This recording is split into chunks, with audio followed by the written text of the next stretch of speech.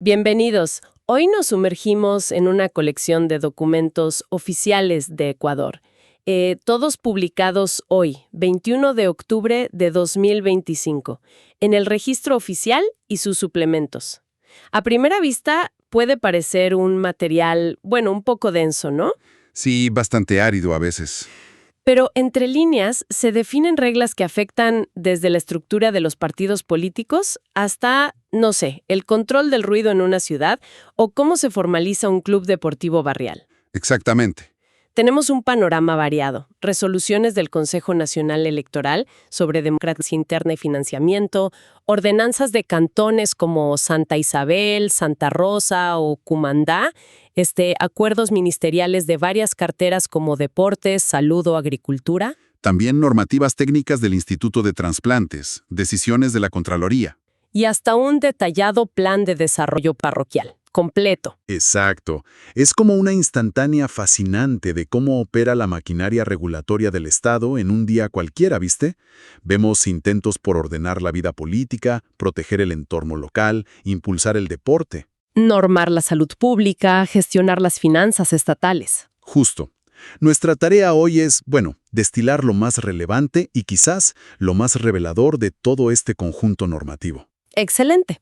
Entonces, entremos en materia. Comencemos por el ámbito político, con varias resoluciones importantes del Consejo Nacional Electoral que apuntan a la organización interna de los partidos y movimientos. ¿Cuál es el mensaje central aquí? ¿Qué buscan? Mira, el eje transversal parece ser el fortalecimiento de la democracia interna. Así lo llaman.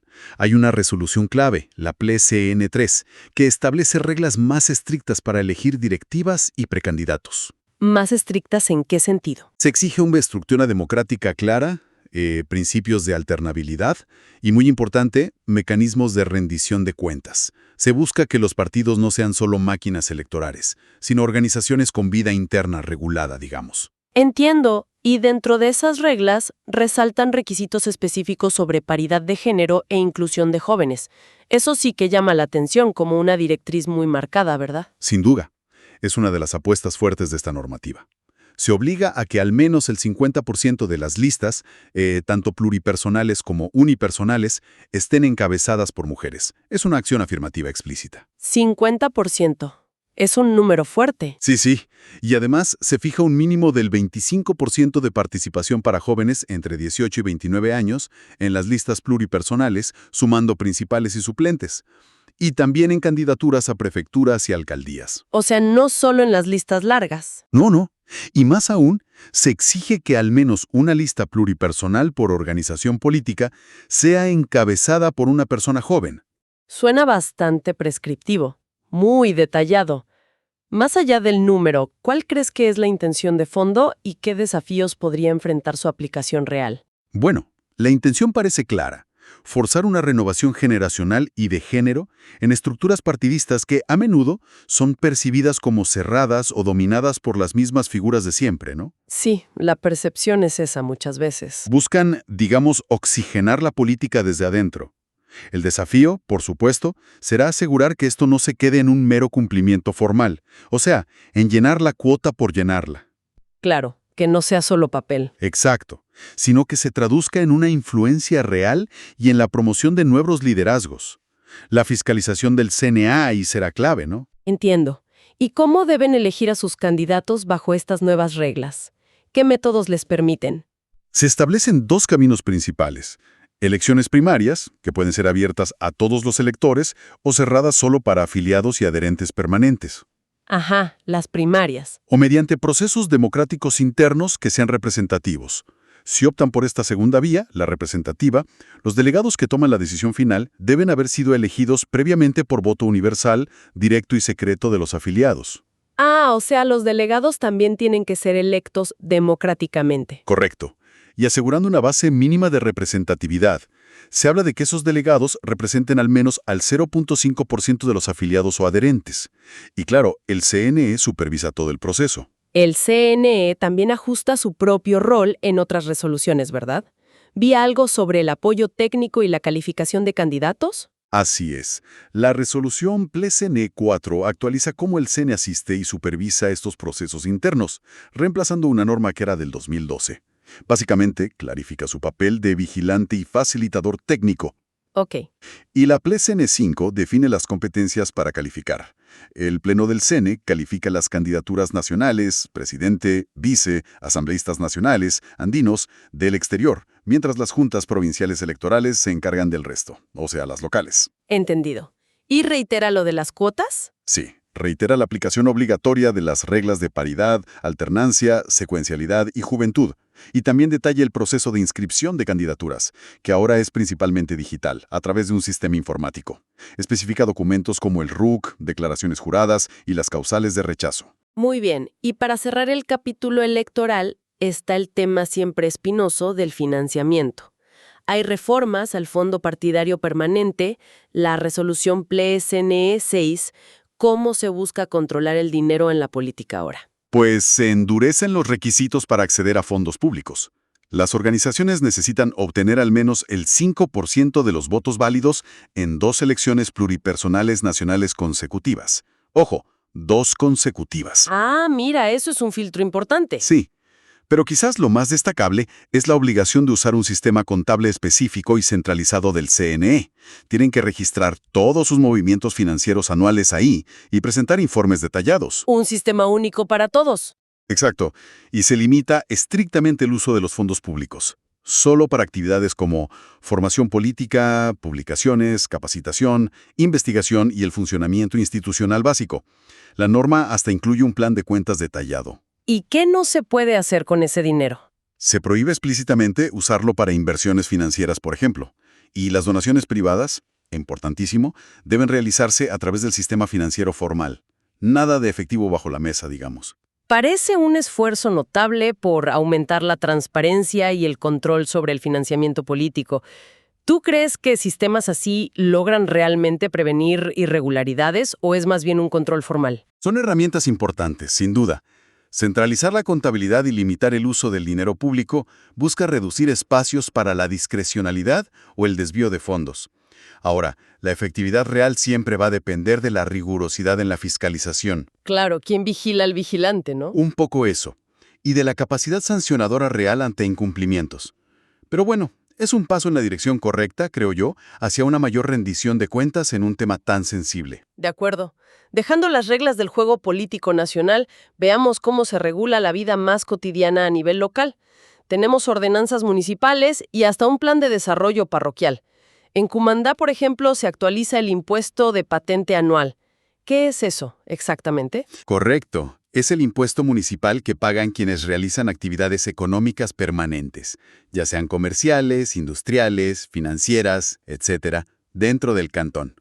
La ordenanza de Cumandá define quién cobra, que es el gobierno local, el GAT municipal. GAD, Gobierno Autónomo Descentralizado. Eso mismo. Define los requisitos para obtener la patente, como tener RUC, permiso de bomberos, certificados de no adeudar al municipio ni a la empresa de agua, y los plazos. Un detalle interesante, fíjate, es que prevé un periodo de transición. Permite trámites manuales mientras implementan un sistema automatizado. Ah, qué práctico. Refleja una realidad, ¿no? La brecha digital a veces. Totalmente.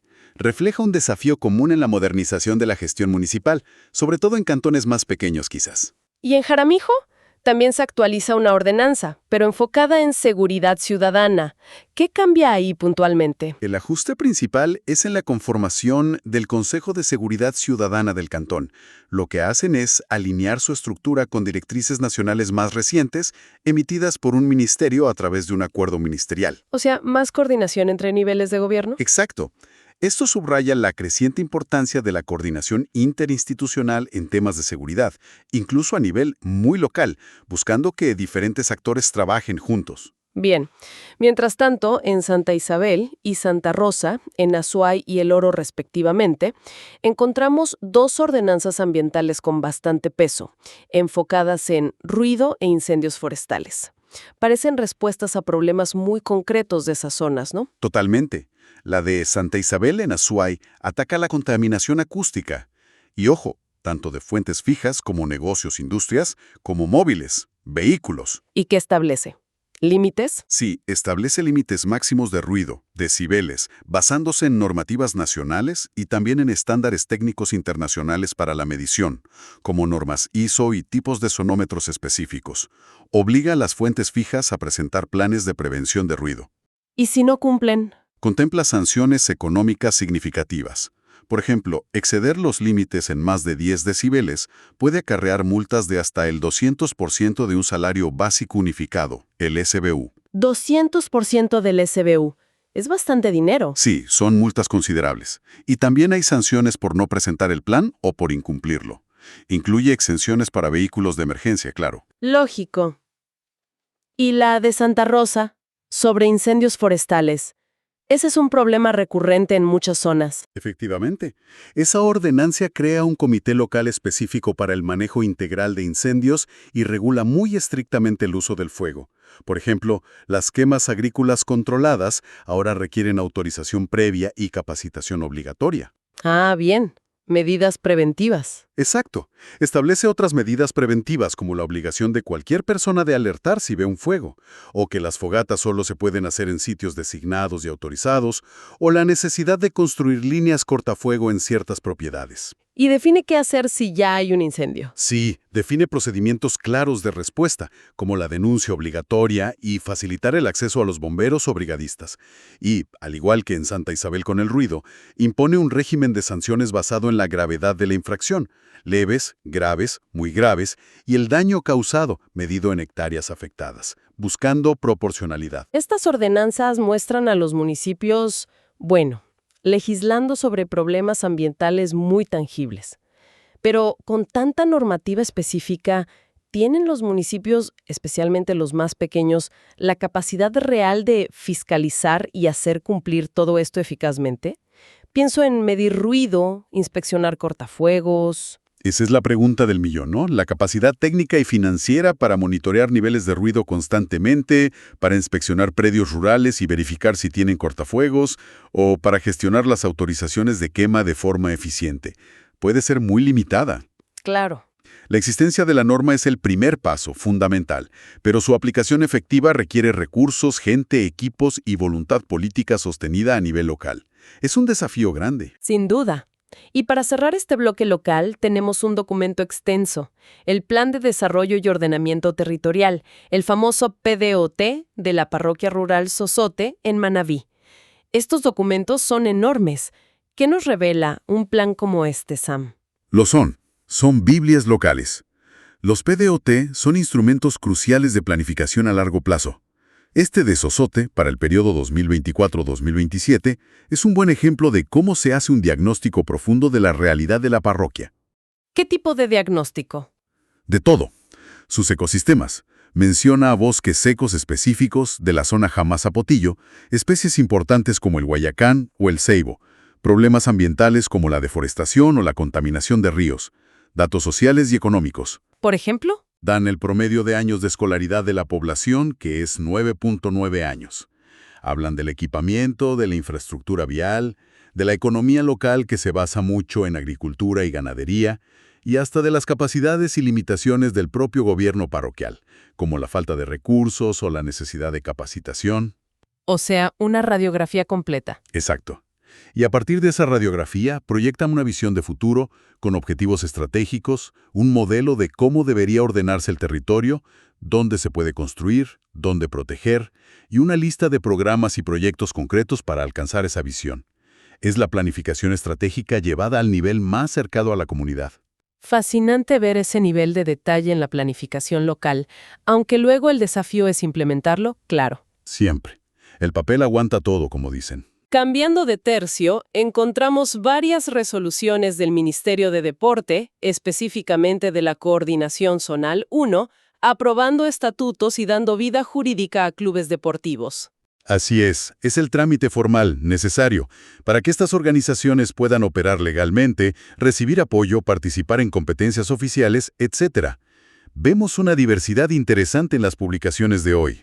¿Qué tipo de clubes? Hay de todo un poco. Un club de remo en Ibarra, en la laguna de Yaguarcocha, clubes de fútbol barrial, uno en Xuxufindi, en la Amazonía, llamado Pueblo FC, otro en San Lorenzo Esmeraldas, Unión Los Amigos, otro más en Esmeraldas, Cosmos Tello SC, e incluso uno de automovilismo 4x4 en Xuxufindi que reforma su nombre. O sea, desde deporte acuático hasta fútbol de barrio y motores. Exacto. Es el Estado reconociendo y regulando la organización deportiva de base en distintas disciplinas y lugares. Hay elementos comunes en los estatutos que se aprueban. Siguen un modelo. Sí, la estructura suele ser bastante estándar, probablemente siguiendo un modelo que provee el propio ministerio. Definen los objetivos del club, su domicilio, los tipos de socios, fundadores, activos, honorarios, la estructura directiva, la asamblea general como máxima autoridad, un directorio electo, cómo se manejarán las finanzas. Y obligaciones. También, obligaciones importantes como el cumplimiento de normas antidopaje, algo clave hoy en día, y la necesidad de reportar cambios estructurales o de directiva al ministerio para mantener el registro actualizado. Es el andamiaje legal básico para su funcionamiento ordenado. Entendido. Y no solo deporte, el Ministerio de Salud Pública también formaliza organizaciones de la sociedad civil. Correcto.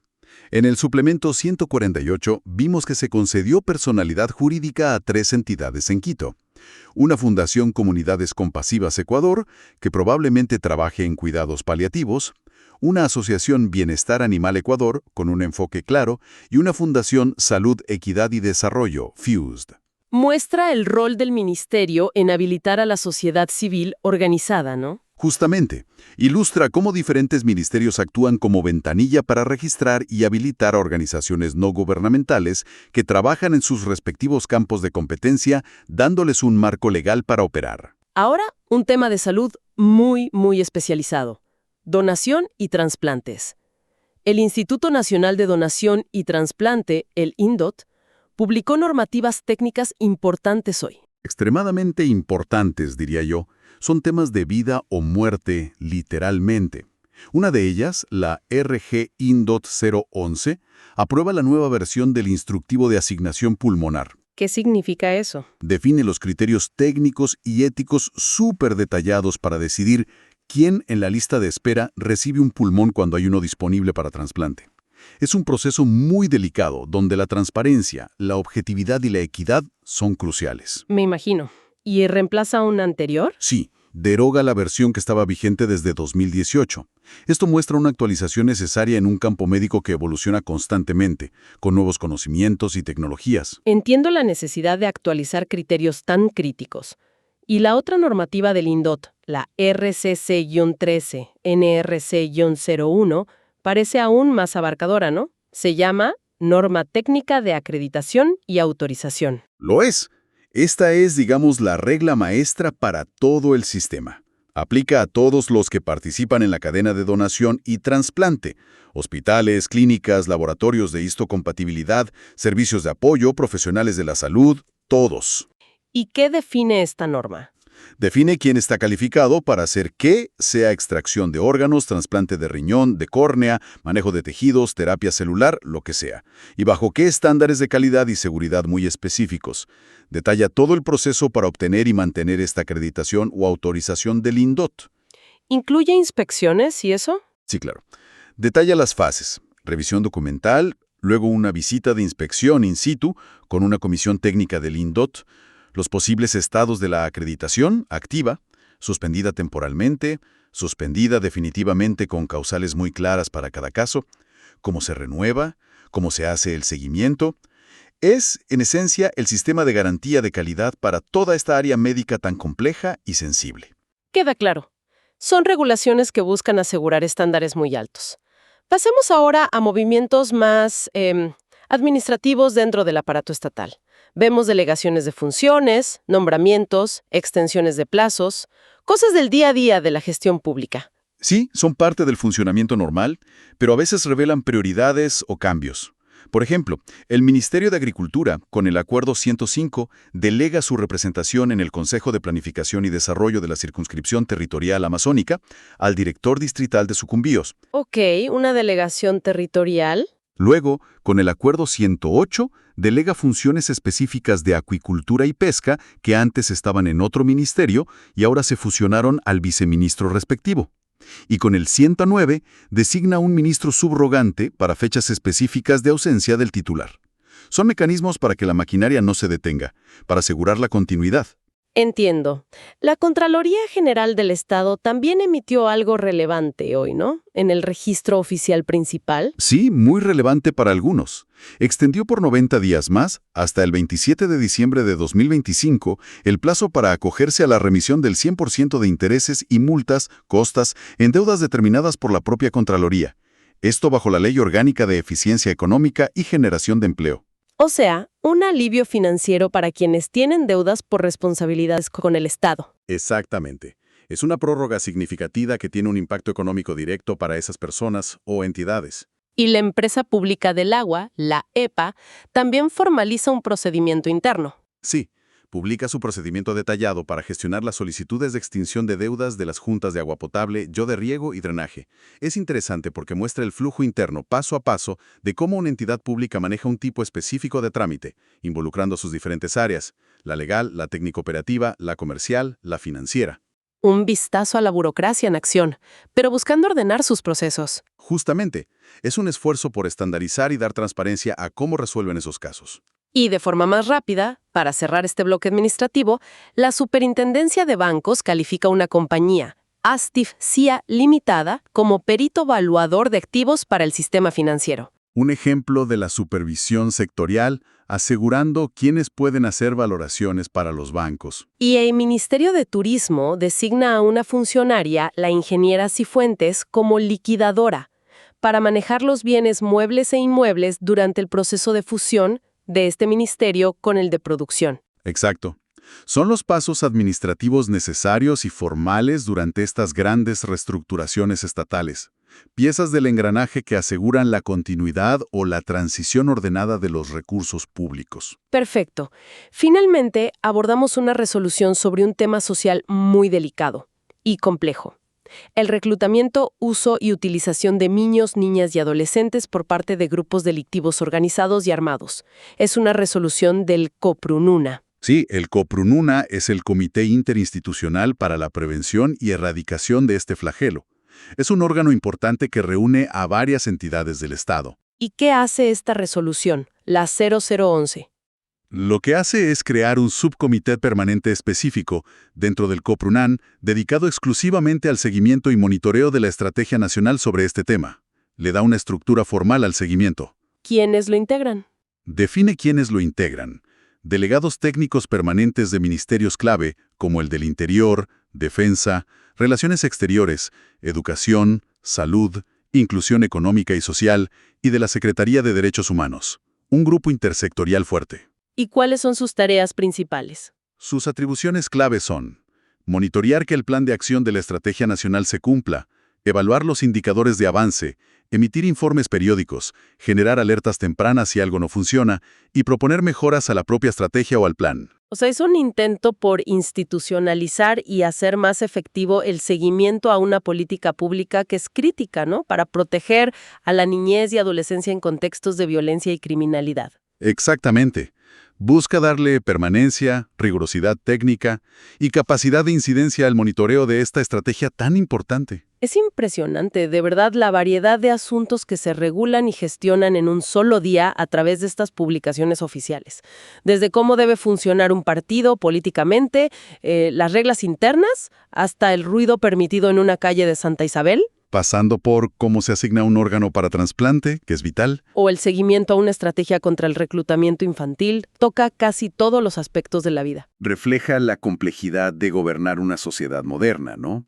Cada norma, cada acuerdo, cada resolución intenta responder a una necesidad o a un problema específico, siempre dentro de un marco legal, buscando ordenar algún aspecto de la convivencia social, económica o ambiental. Y aunque a veces parezcan documentos técnicos y, bueno, un poco lejanos, Sí, muy técnicos a veces. colectivamente van tejiendo las reglas del juego bajo las cuales operamos todos los días. Exacto. ¿Configuran nuestra realidad? Así es. Entonces, ¿con qué reflexión nos quedamos después de esta inmersión en el registro oficial de hoy? ¿Qué idea clave nos llevamos? Quizá la constatación del alcance y el detalle con que el Estado busca normar casi todos los aspectos de la vida en sociedad y también su propio funcionamiento interno. Parece que cada vez hay más reglas para más cosas, ¿no? Sí, esa es la sensación, una densidad regulatoria creciente. Exacto. Y esto nos lleva, creo, a una pregunta fundamental para seguir pensando, para reflexionar. ¿Cuál es el impacto real de esta creciente densidad regulatoria? ¿Consigue realmente sus objetivos declarados, de orden, de equidad, de eficiencia? O genera otros efectos. O a veces quizás termina creando obstáculos inesperados, lentitud, cargas desproporcionadas, especialmente para los ciudadanos comunes, para las pequeñas empresas, para los gobiernos locales con menos capacidad. La pregunta es, ¿dónde está el equilibrio óptimo entre la necesaria regulación y la también necesaria agilidad, libertad y simplicidad? Una pregunta muy pertinente, sin duda. El eterno dilema entre regular y no ahogar. Mucho para pensar. Gracias por guiarnos en este análisis tan detallado hoy. Un gusto, como siempre. Y a quienes nos escuchan, esperamos que esta exploración por el mundo normativo ecuatoriano de hoy, 21 de octubre de 2025, les haya sido útil para comprender un poco mejor algunas de las piezas que mueven el complejo engranaje del país. Hasta la próxima.